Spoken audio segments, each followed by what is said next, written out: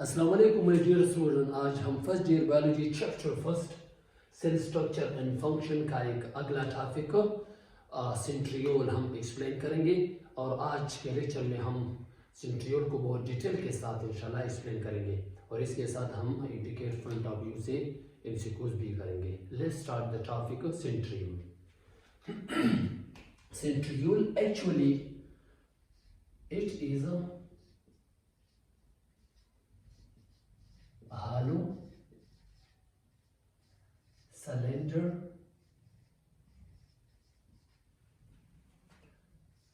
and non-membranic.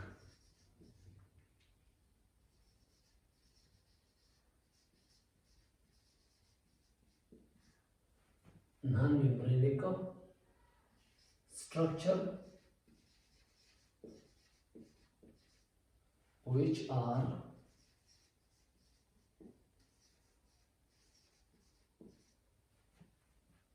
the data that found mainly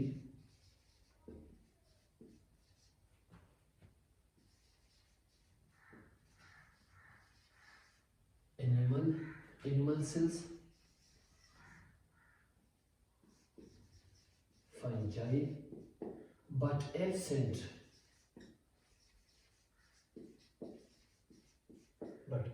in plant, but absent in higher plants.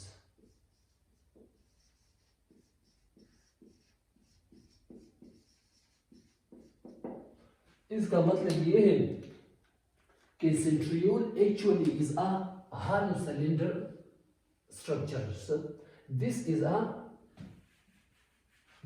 structure of ये एक centriole का एक external structure है जो actually cylindrical हालो structure है and non membranic structure. Centriole हम एक साइड पर लिखेंगे सेंट्रियोल और न्यूक्लियोलस, इन दोनों ऑर्गेनेल्स के सराउंड ये नॉन मेम्ब्रेनिक ऑर्गेनेल्स है। नॉन मेम्ब्रेनिक का मतलब ये है कि इनके सराउंड मेम्ब्रेन नहीं मौजूद नहीं है। इसको हम क्या कहते हैं? नॉन मेम्ब्रेनिक कहते हैं। तो सेंट्रियोल और न्यूक्लियोलस इन दोनों ऑर्गेनेल्स के सराउंड मेम्ब्रेन मौजूद नहीं है। इसको हम क्या कहते हैं? इसको हम नॉन मेम्ब्रेनिक स्ट्रक्चर या नॉन मेम्ब्रेनिक ऑर्गेनेल्स कहते हैं। That found in animal cells, centriole animal cell में मौजूद है और फंजाई सेल में मौजूद है। और फंजाई में वो कौन सी सेल कौन सी ऑर्गेनिज्म में मौजूद है? फंजाई में वो slime mould and water mould,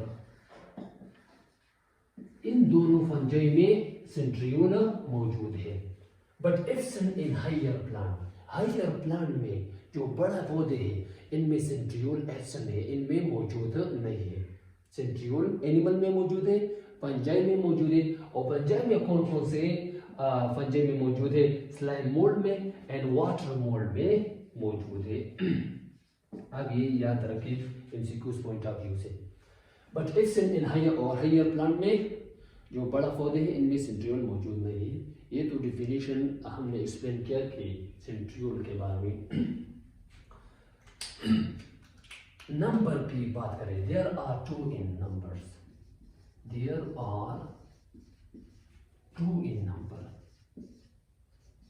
कि एक्चुअली सेल में सेंट्रियोल की तादाद कितने हुए? वो 2 हो गए।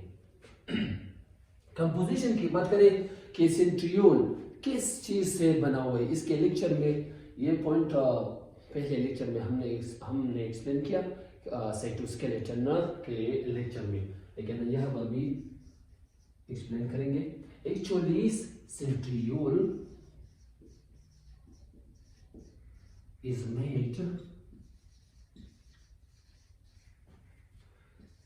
made of a microtubule. Micro centriole किस चीज से बना हुआ है? माइक्रोट्यूब्यूल से बना हुआ है। और माइक्रोट्यूब्यूल हमने पहले साइटोस्केलेटन लेक्चर में हमने पढ़ा है कि एक्चुअली माइक्रोट्यूब्यूल साइटोस्केलेटन का एक टाइप है। वो 3 टाइप है, microfilament, microtubules and intermediate filament. तो एक्चुअली सेंट्रियोल किस चीज से बना हुआ है? माइक्रोट्यूब्यूल से बना हुआ है। और माइक्रोट्यूब्यूल किस से बना हुआ है? वो ट्यूबुलिन प्रोटीन से बना हुआ है। क्या? ट्यूबुलिन प्रोटीन से बना हुआ है। इंशाल्लाह स्ट्रक्चर ऑफ सेंट्रियोल में हम वहां पर ये एक्सप्लेन करेंगे कि एक्चुअली कितने माइक्रोट्यूब्यूल से सेंट्रियोल बना हुआ है और कितने ट्यूबुलिन प्रोटीन से सेंट्रियोल बना हुआ है। जैसा हम यहाँ पर ये एक्सप्लेन करेंगे कि केमिकल कंपोजिशन का मतलब है कि सेंट्रियोल किस चीज से बना हुआ है। Centriole is made of microtubule से बना हुआ है। माइक्रोट्यूब्यूल किस चीज से बना हुआ है? ट्यूबुलिन प्रोटीन से बना हुआ है। स्ट्रक्चर ऑफ सेंट्रियोल ये एक स्ट्रक्चर है सेंट्रियोल का, लेकिन हम इंग्लिश में भी इसको लिखेंगे ताकि एफएससी स्टूडेंट के लिए आसानी हो। In cross section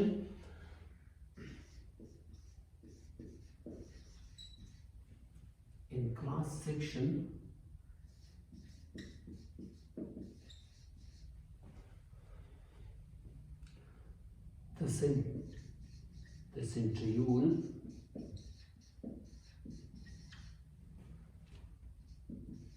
is composed of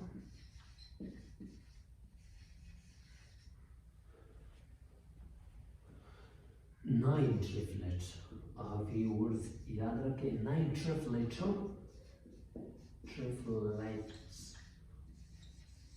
of microtubule।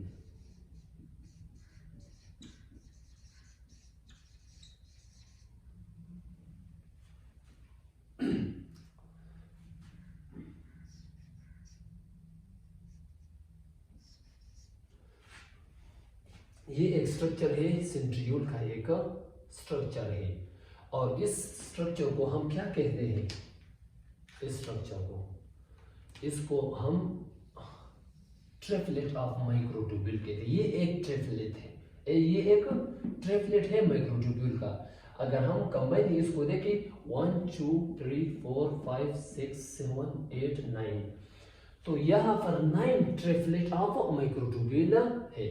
अब क्रॉस सेक्शन ये एक स्ट्रक्चर है माइक्रोट्यूब्यूल का। अगर हम इसको दरमियान में काटे तो यहाँ इस तरह स्ट्रक्चर आ जाती है। तो अगर हम सेंट्रियोल को क्रॉस सेक्शन में देखें तो centriole actually 9 triplet of microtubule से बना हुआ है। स्ट्रक्चर में खुद ही देखें, ये एक ट्रिपलेट है माइक्रोट्यूब्यूल का, ट्रिपलेट ऑफ माइक्रोट्यूब्यूल। और कंबाइन हम इसको उसको हम क्या कहते हैं? 9 triplet of microtubules.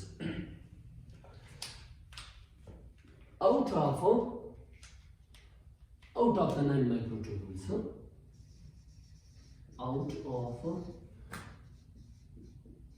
9 microtubule,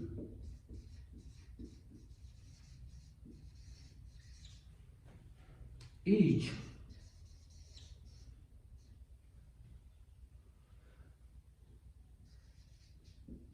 microtubule is composed of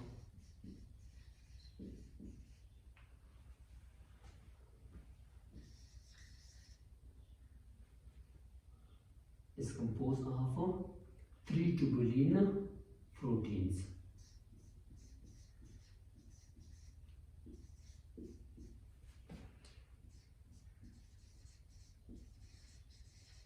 Tubules of proteins.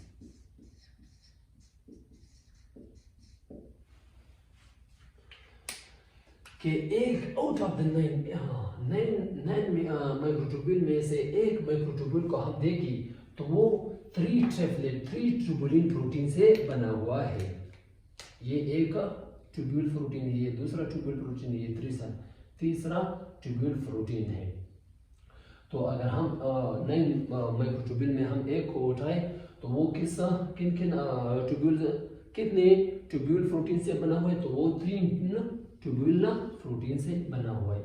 इस पर हम इंशाल्लाह एमसीक्यूज करेंगे, आपको अच्छी तरह अंडरस्टैंडिंग होगी। ये एक स्ट्रक्चर था सेंट्रियोल का, एक स्ट्रक्चर था कि सेंट्रियोल किस चीज़ से बना हुआ है, माइक्रोट्यूब्यूल से बना हुआ है, और माइक्रोट्यूब्यूल किस चीज़ से बना हुआ है, वो ट्यूब्यूलर प्रोटीन से बना हुआ है। इसको हम एमसीक्यूज के बेस पर हम लिखेंगे कि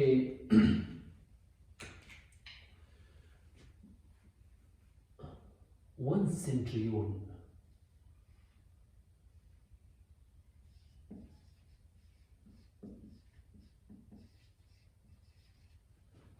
एक सेंट्रियोल में कितने माइक्रोट्यूब्यूल है? 9 ट्रिपलेट।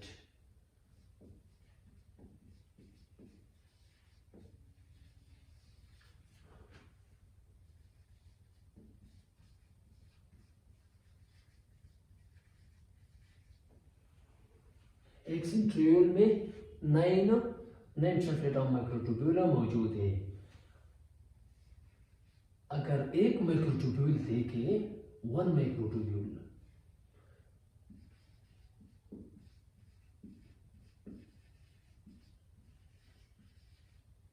अगर हम तो इनमें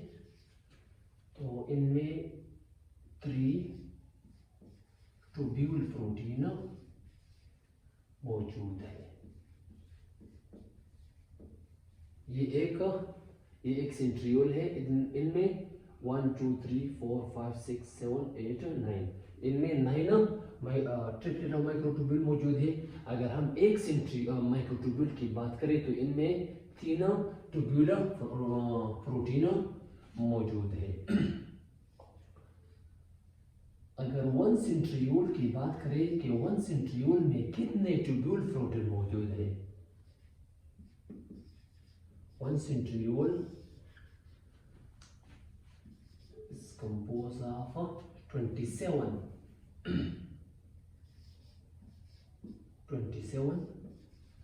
tubule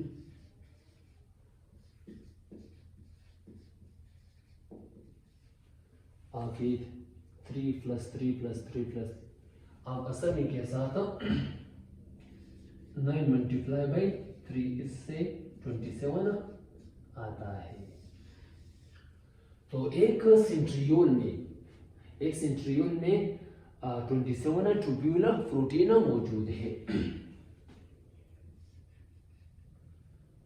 अगर 1 सेल की बात करें कि एक सेल में कितने माइक्रोट्यूब्यूल मौजूद है, हमने पढ़ा है कि एक 1 सेल में 2 सेंट्रियोल मौजूद है, तो 9 + 9 से 18 आता है। 18 माइक्रोट्यूब्यूल मौजूद है।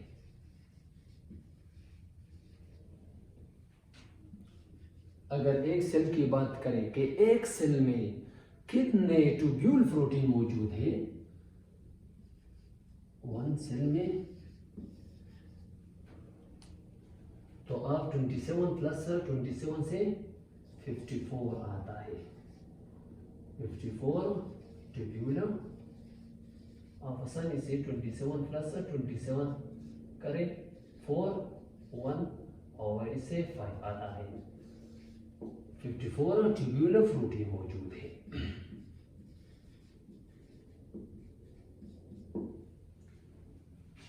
ये एमसीक्यूज पॉइंट ऑफ व्यू से हमने एक्सप्लेन किया। एक्सप्लेनेशन में हम ये बात करें कि actually centriole are rod-shaped structures. Centriole are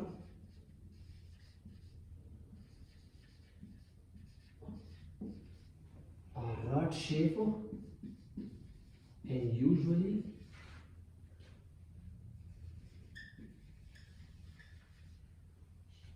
pair usually fear from या fears। सेंट्रियोल हमारे पास राट शेप, इनका स्ट्रक्चर क्या है या शेप क्या है, वो राट शेप है और वो अमूमन फियर फॉर्म में मौजूद है। फियर का फॉर्म का मतलब ये है कि एक सेल में दो सेंट्रियोल मौजूद है। सेकंड पॉइंट इज दैट कि centriole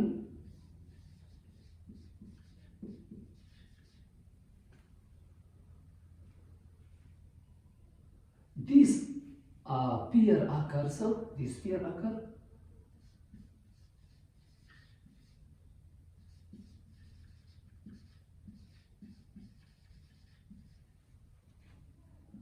right angle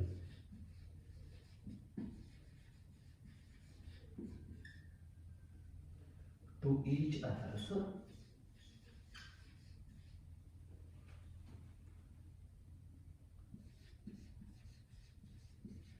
one pole of nucleus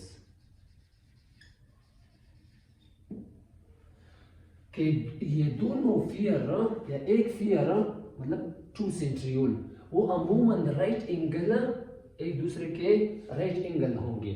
मतलब इसका मतलब ये है अगर एक सेंट्रियोल इस तरह होगा, ये एक हम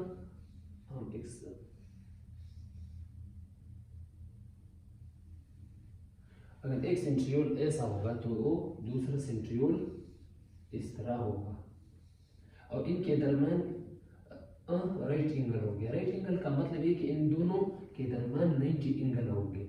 90 एंगल को हम क्या कहते हैं, राइट एंगल कहते हैं। तो ये फिर या टू सेंट्रियोल एक दूसरे के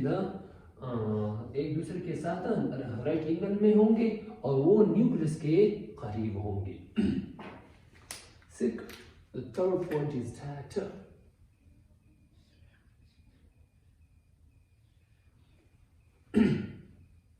the region where centriole are present, वो जगह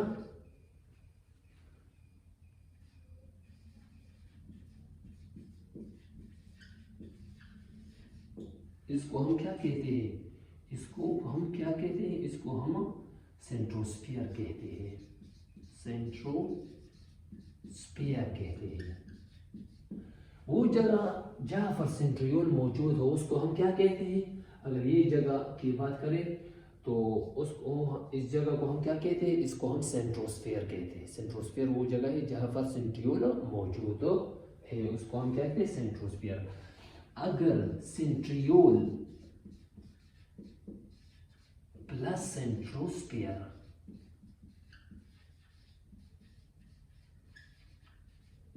कंबाइन होकर इससे क्या बनाते हैं, सेंट्रोसोम।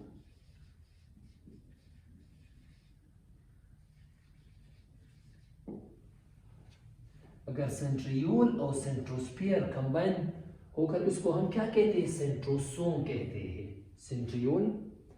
सेंट्रियोल ये ऑर्गेनील है और सेंट्रोस्फीयर इसकी जगह को हम क्या कहते हैं, सेंट्रोस्फीयर कहते हैं। अगर सेंट्रियोल और सेंट्रोस्फीयर कंबाइन होकर इसको हम क्या कहते हैं, सेंट्रोसोम कहते हैं। फंक्शन ऑफ सेंट्रियोल कि सेंट्रियोल का फंक्शन क्या है, कि सेल में सेंट्रियोल का किरदार क्या है। तो सेंट्रियोल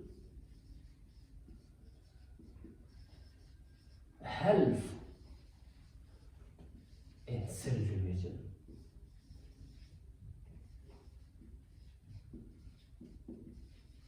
कि सेल डिवीजन में सेंट्रियोल मदद करता है, अहम किरदार अदा करता है सेल डिवीजन। किस तरह, मैं आपको कंसेप्चुअली एक्सप्लेन करूंगा कि किस तरह सेंट्रियोल सेल डिवीजन में अहम किरदार अदा करेगी। During this cell division,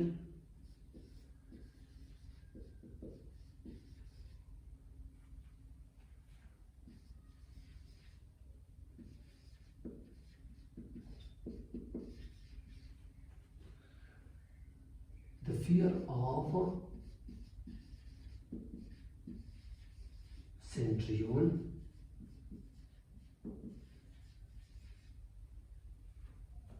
or separate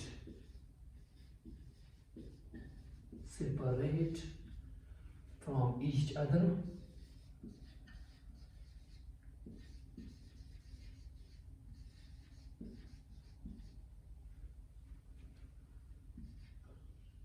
and move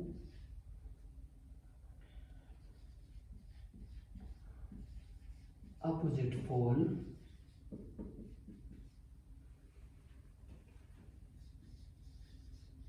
of nucleus, opposite pole of a cell. And organize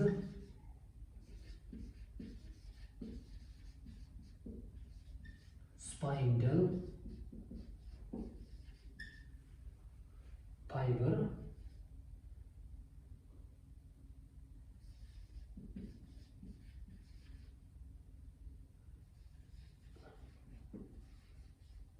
which help to separate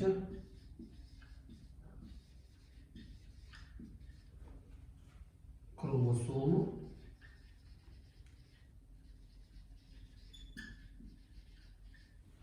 during cell division.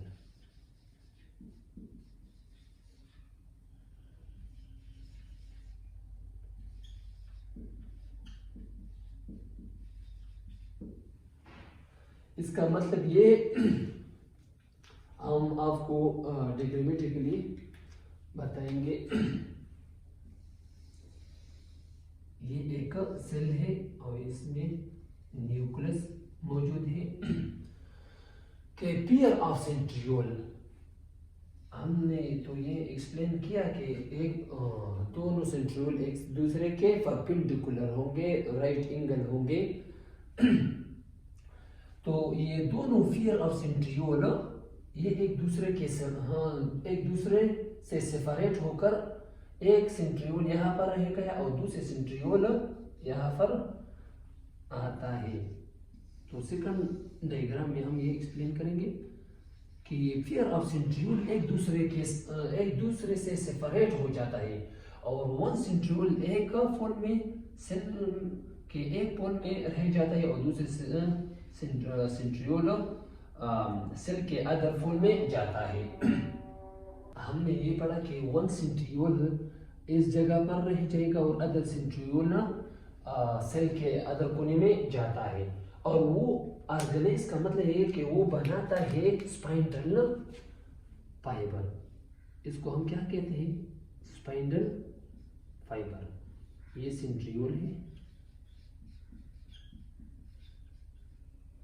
और ये क्या है? ये स्पाइंडल फाइबर है। स्पाइंडल फाइबर है। इस तरह ये दूसरा सेंट्रियोल है और वो सेंट्रियोल स्पाइंडल फाइबर बनाता है। और ये स्पाइंडल फाइबर क्रोमोसोम के साथ अटैच होकर उस क्रोमोसोम को कुछ क्रोमोसोम को एक सेल में जाता है और कुछ क्रोमोसोम को अदर सेल में जाता है। इस तरह ये एक सेंट्रियोल है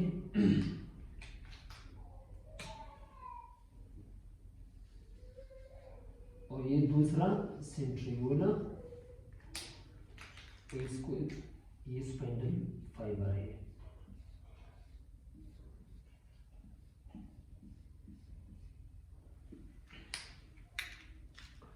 और ये क्रोमोसोम है।